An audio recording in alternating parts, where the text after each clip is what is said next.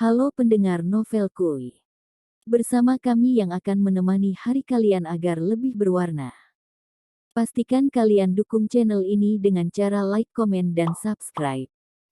Sudahi galaumu, mari dengar novel bersamaku Wakaka. Ya udah yuk, sekarang kita langsung aja mulai ceritanya. Nisa benar-benar berusaha melupakan kejadian itu. Pada hari itu dia diantar pengacara Aji pulang ke kosannya dengan membawa salinan surat perjanjian dan 2 lembar cek di tangannya. Sebenarnya dia baru kali ini melihat bentuk cek. Dia benar-benar tidak tahu bagaimana cara menggunakan ataupun mencairkan cek. Pada akhirnya dia hanya menyimpan 2 lembar kertas itu di lemarinya. Pagi itu seperti biasa Nisa bangun pagi. Setelah sholat subuh, dia mulai mandi dan bersiap-siap untuk berangkat kerja. Dia tinggal di sebuah kosan kumuh yang terletak di gang sempit. Tapi itu tidak masalah baginya, karena dia sudah terbiasa dengan kekumuhan. Di kampungnya pun dia beserta keluarganya tinggal di lingkungan kumuh. Sungguh luar biasa dia bisa lulus SMA dan merantau di Jakarta. Terlepas dari kejadian menyakitkan yang dialaminya, dia masih bersyukur dengan kondisinya sekarang.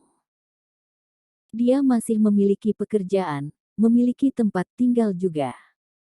Dia masih memiliki kesempatan untuk mengirimi ibunya sejumlah uang untuk beberapa bulan ke depan. Dia hanya berharap kejadian itu tidak terulang lagi. Nisa mengambil sepeda kayuhnya dan mulai mengayuh. Sepeda itu dibelinya dengan mengumpulkan gaji selama 2 bulan. Dia merasa sangat pemborosan bila harus memesan ojek online atau naik bus setiap kali dia berangkat kerja, maka dari itu dia memilih untuk membeli sepeda kayu bekas sebagai moda transportasinya. Jam 6.50 WIB, dia sudah tiba di tempatnya bekerja. Biasanya teman-temannya yang lain akan datang pukul 7:30, tapi dia memilih untuk datang lebih awal setiap harinya. Dengan rajin dia mulai melakukan pekerjaannya. Dia hanya berharap bisa terus bekerja di perusahaan itu tanpa harus bertemu dengan direktur menakutkan itu. Hari-hari berjalan dengan biasa. Selama beberapa hari dia bekerja tanpa bertemu dengan Ziko. Nisa merasa sangat beruntung. Dia berharap selamanya tidak akan pernah bertemu dengan direktur jahat itu lagi. Seperti biasa, teman-temannya selalu memberikan pekerjaan lebih terhadapnya. Malam itu pun tak terkecuali. Lagi-lagi mereka meninggalkannya dan menyuruhnya untuk membersihkan 4 lantai di gedung tersebut. Membersihkan gedung di malam hari membuatnya teringat kejadian di malam itu. Dia begitu trauma untuk naik ke lantai paling atas di mana terdapat ruang direktur. Nisa sengaja berlama-lama membersihkan 3 lantai. Dia berharap semakin lama dia melakukan hal itu, maka kesempatan untuk bertemu dengan direktur jahat akan nihil. Jam menunjukkan pukul 19.56 WIB ketika Nisa naik ke lantai atas. Lagi-lagi Nisa terkejut melihat lampu ruang direktur masih nyala. Dengan cepat dia berbalik dan laki-laki itu ternyata berdiri di hadapannya. "Apa yang kamu lakukan?"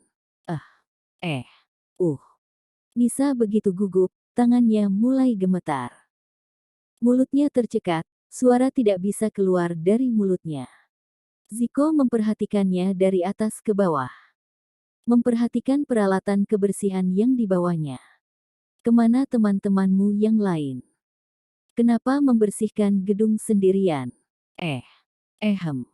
Nisa masih tidak bisa berbicara. Tubuhnya menjadi kaku. Sepertinya Ziko menyadari kondisi tubuh Nisa. Dia sadar sepertinya Nisa takut padanya. Dia tidak ingin wanita itu semakin ketakutan, maka dari itu dia lebih memilih mengakhiri percakapan itu. "Sudahlah. Kamu pulanglah. Kerjakan semuanya esok hari." Dan Ziko pun berlalu. Membuat Nisa kembali bisa bernapas lega.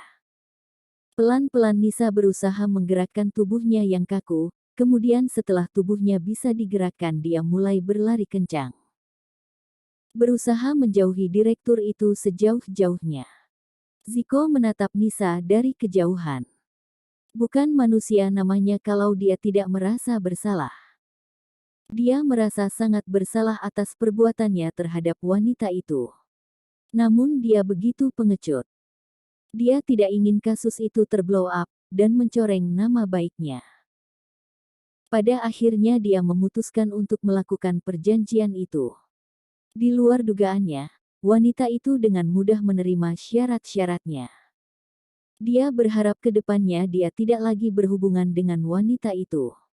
Pagi itu Nisa merasa sangat tidak enak badan. Badannya terasa meriang, kepalanya pusing dan lidahnya terasa pahit.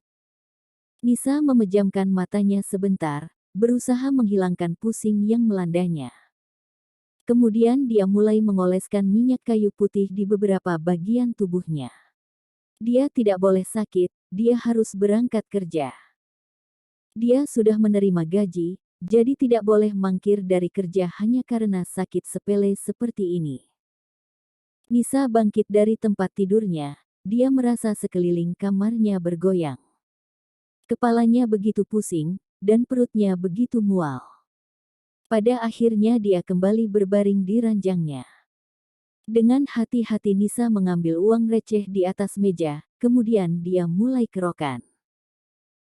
Tak berselang beberapa lama, tubuhnya mulai dipenuhi bulir-bulir merah bekas kerokan.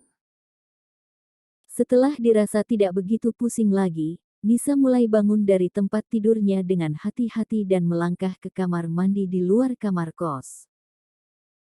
Sepertinya pagi ini tubuhnya tidak bisa diajak kompromi untuk mandi. Nisa memilih untuk mencuci mukanya dan membasuh tubuhnya dengan kain untuk menghilangkan bau keringat di tubuhnya. Setelah beberapa menit bersiap, akhirnya dia berangkat kerja. Meskipun tubuhnya sedang tidak sehat, namun Nisa tetap memaksakan diri untuk mengayuh sepedanya. Dia harus menghemat pengeluarannya, karena gajian masih lama. Nisa mengayuh sepedanya dengan pelan-pelan. Sesekali dia kehilangan konsentrasinya karena rasa sakit di kepalanya sehingga menyebabkan sepedanya keluar jalur. Namun sejenak kemudian dia berhasil mengarahkan sepedanya lagi. Hal itu terjadi selama beberapa kali, namun akhirnya Nisa berhasil tiba di kantor dengan selamat. Meskipun tubuhnya sangat lemah, namun Nisa berusaha menyelesaikan tugas-tugasnya. Dia mengepel setiap ruangan, mengelap setiap meja, membuang sampah, membersihkan kaca-kaca, mencuci bekas makan dan minum karyawan. Tugas terakhirnya adalah membersihkan kamar mandi. Biasanya pekerjaan itu akan menjadi pekerjaan yang sepele baginya, namun karena tubuhnya sedang lemah dia tak kuasa menyelesaikan pekerjaan dengan baik. Ketika sedang menggosok kloset, Nisa merasa penciumannya menjadi sangat tajam. Bau kloset yang menyengat langsung menyerangnya. Membuat kepalanya semakin pusing dan perutnya bergejolak dan dia pun memuntahkan isi perutnya. Huek, huek, huek. Beberapa kali Nisa muntah, namun perutnya juga tidak kunjung membaik. Nisa menyandarkan tubuhnya yang lemah di dinding kamar mandi, berusaha menghela napas dalam-dalam.